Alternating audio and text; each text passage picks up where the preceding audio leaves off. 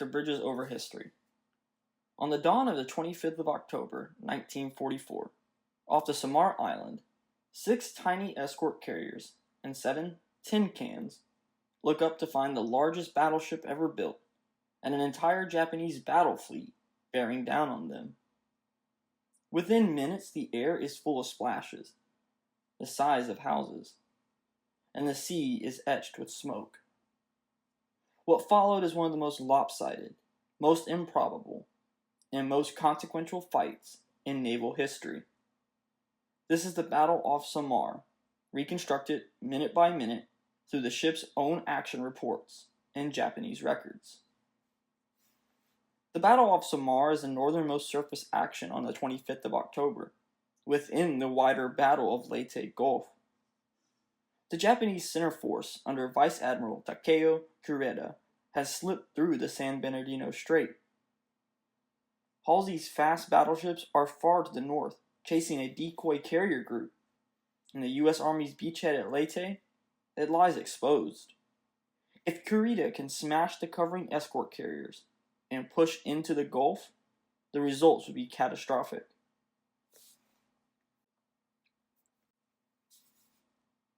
American Task Unit 77.4.3, our call sign Taffy 3, under Rear Admiral Clifton A.F. Ziggy Sprague, consisted of 6 escort carriers, the Fanshawe Bay, which operated as the flagship, the St. Lou, the White Plains, Kalinin Bay, Kitcoon Bay, and Gambier Bay. As for destroyers, 3 were accounted for: the destroyer Hull, Herman, and the Johnston. There were 4 destroyer escorts also accompanied. They are the Dennis, the Raymond, the John C. Butler, and Samuel B. Roberts.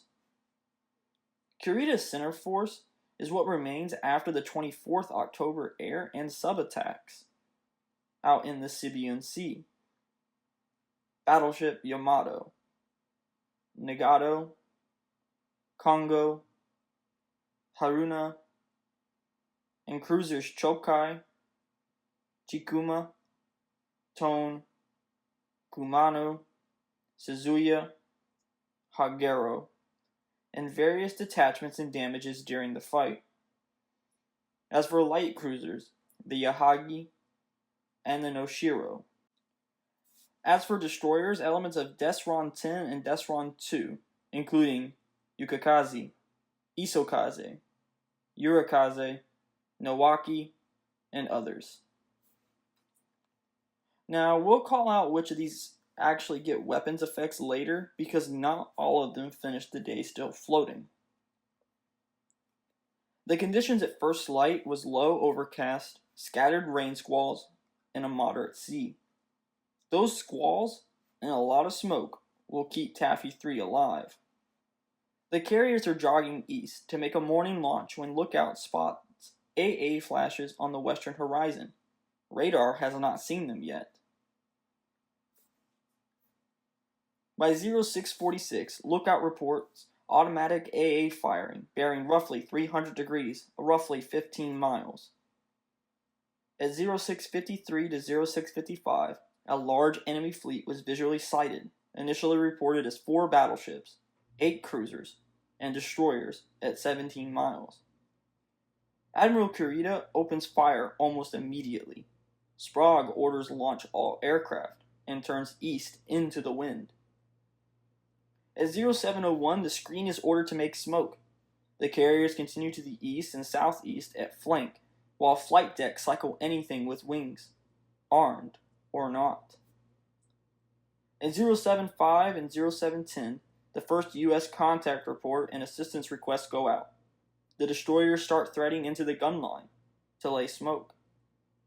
The Japanese salvos straddle the escort carriers, which splashes tower over the flight decks.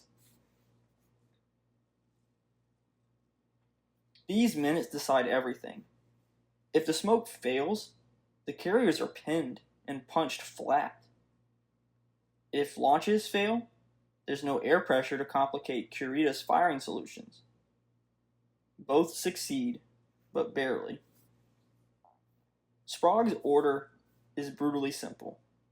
Get airborne, attack immediately, and keep them turning. The Avengers haul torpedoes only if they got them. Many don't.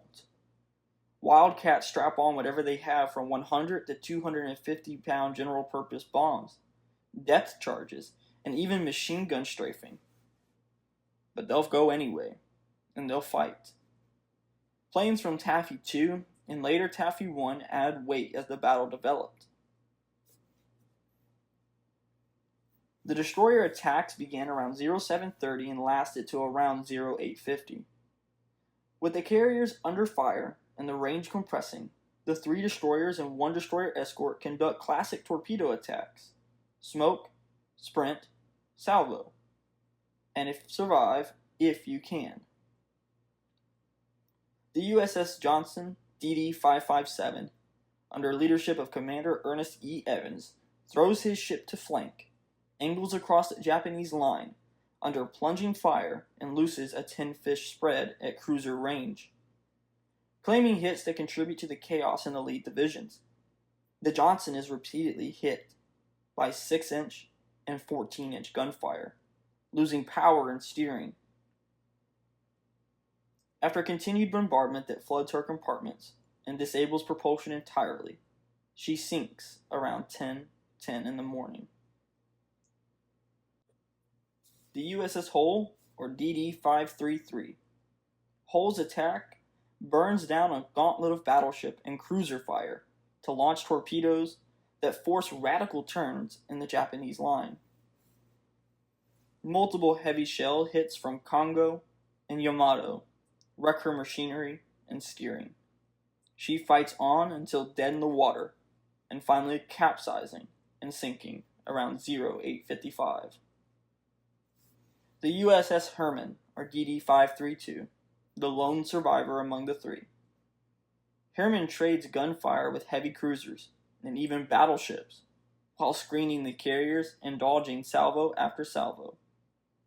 Her torpedoes help break up cruiser attacks on the port flank. Despite significant shell damage, she remains afloat due to effective damage control.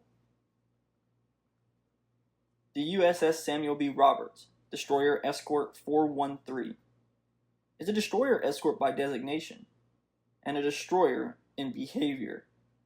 Lieutenant Commander Copeland orders general quarters and full speed. The Samuel B. duels Chokai and Chikuma at ranges a destroyer escort was never built for. Multiple 8-inch shells rupture her hull, and flooding overwhelms pumps. She sinks upright after noon. 89 of her crew are lost. On the Japanese side, Admiral Kurita's view is confusing, and at times deceptive. His ships have been mauled the day before. Communications are noisy. Splashes, smoke, and squalls obscure targets. Many U.S. aircraft are unarmed or carrying depth charges, but they don't behave that way. They attack boldly and repeatedly, forcing turns and wrecking gunnery solutions. Several heavy cruisers take cumulative damage. The Chokai was disabled by a 500-pound bomb. It was hit from an aircraft that destroyed her steering and started uncontrollable fires. She was later scuttled by Fujinami. The Chikuma, fatally hit by aerial torpedoes from Avengers, flooding her stern and abandoned, and later sunk by her destroyer, Nowaki, after her crew was removed. The Suzuya had near misses from bombs detonate her own Type 93 torpedoes, causing catastrophic explosions that led to her sinking. Admiral Kurita intermittently believes he is confronting fleet carriers with a fast battleship screen. He also knows the Southern force has been destroyed, and that the decoy Northern force has drawn off. Halsey's heavies, but not exactly where those fast battleships are now. The result is a commander who alternates between pressing and breaking contact. At around 0920 to 0930 in the morning, he orders a general turnaway and heads back towards San Bernardino. You will hear claims that the Yamato scored a very long-range hit or a glancing blow on the CVE White Plains. In the opening minutes, it's a contender for the longest naval gunfire hit ever. The evidence is contested, however. Some analysis and imagery argue for an 18-inch shell scraping or venting beneath the hull.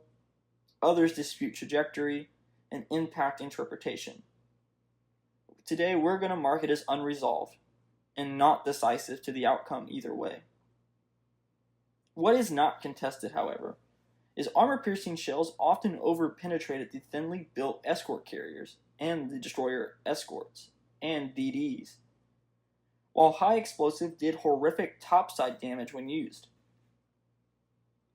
Smoke and zigzagging degraded Japanese fire control. U.S. ships' low profiles, deceptive silhouettes, and sheer audacity created persistent identification and ranging errors. As Taffy 3 runs south, Taffy 2 launches multiple strikes that have arrived between 0855 and after 0910, reporting torpedo hits on the heavy cruisers and at least one on a battleship. This piling on helps convince Kurita that he's running into a hornet's nest and contributes to the decision to disengage.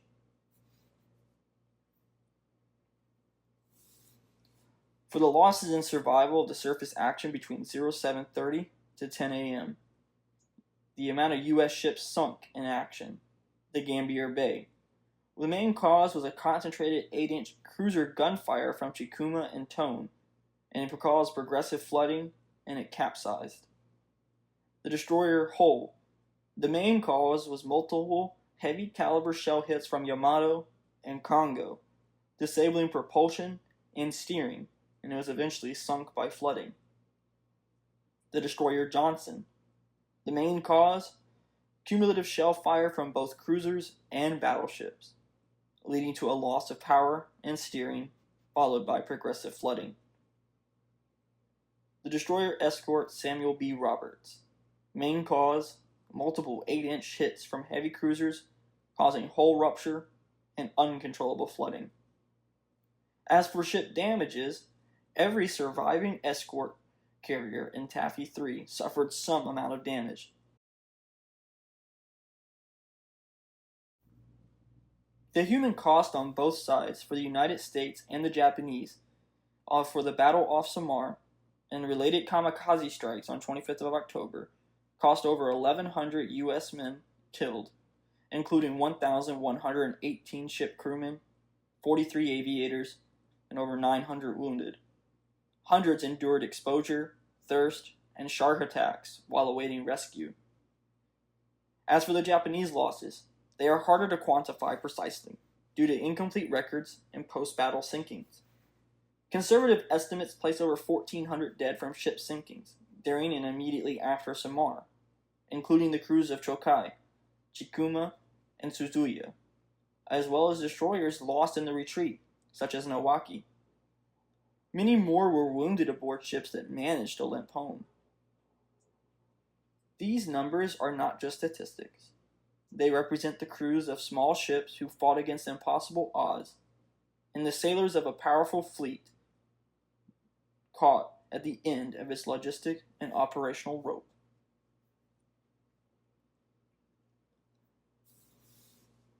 For the kamikaze on St. Lou late into the morning, as if it weren't enough already, one strikes the USS St. Lou.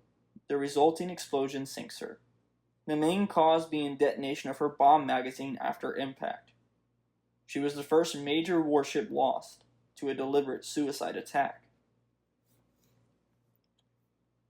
Now we get into the assessment of Kurita's factors of why he turned away, and we're going to weigh the 4 big factors. Number 1, operational reality. Admiral Kurita's force was already weakened and was taking unexpected losses and is unsure of the location of U.S. fast battleships. Number 2, tactical pressure. Continuous torpedo threats and air attacks force defensive maneuvering and break up the formations.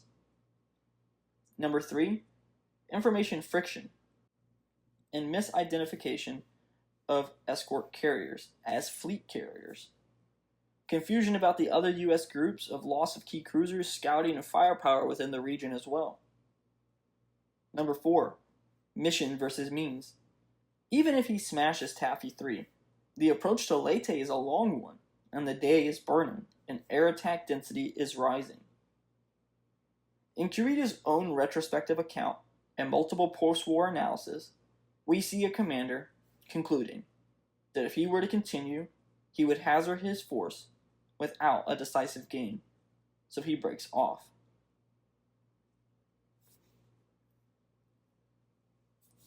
As for the people left in the water during the battle, hundreds of sailors on both sides spend up to 2 days in the water amid exposure, thirst, and shark attacks before a rescue craft can reach them.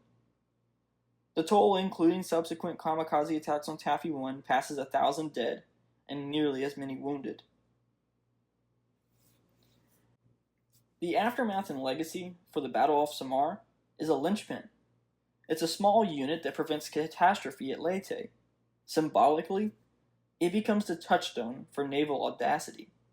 Taffy 3 earns a presidential unit citation, and the Navy will fight over Halsey's choices for decades. Historians still pick at myths and tall tales.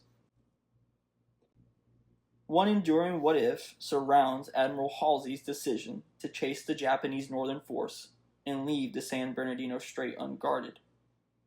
Had he not been deceived by the decoy carriers, the U.S. fast battleships, including USS Iowa and USS New Jersey, could have been in a position to intercept Kurita's force.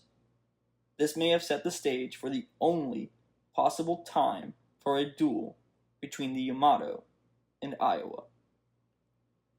In such an encounter, we have to make assumptions based on what we know from both ships and what we believe might have happened. Yamato would have brought her 18.1-inch guns and heavy armor against Iowa's faster-firing 16-inch 50 caliber rifles, and her advanced fire control radar and superior speed. The likely result is a brutal, short engagement at ranges where radar-directed fire would favor the Americans. But Yamato's heavier shells would cause catastrophic damage if they could land. Damage to either side could have altered post-battle operational timelines, potentially leaving Leyte more vulnerable or sinking the pride of the Imperial Japanese Navy outright. In reality, the clash never came. Instead, the big gun duel of the century remains a tantalizing footnote in naval history. In the deep ocean, the story continues. The wrecks of Johnson and Samuel B. Roberts have been found and surveyed at record depths. The Chokai and Chikuma have also been found and helped clarify what actually killed them. History keeps on learning and evolving. In the end, heroism doesn't win by magic. It buys time for smoke to thicken, for pilots to launch, for an enemy to waver. Off Samar, that bought time was everything. This is Bridges Over History. Like, comment, and subscribe for more history content coming soon.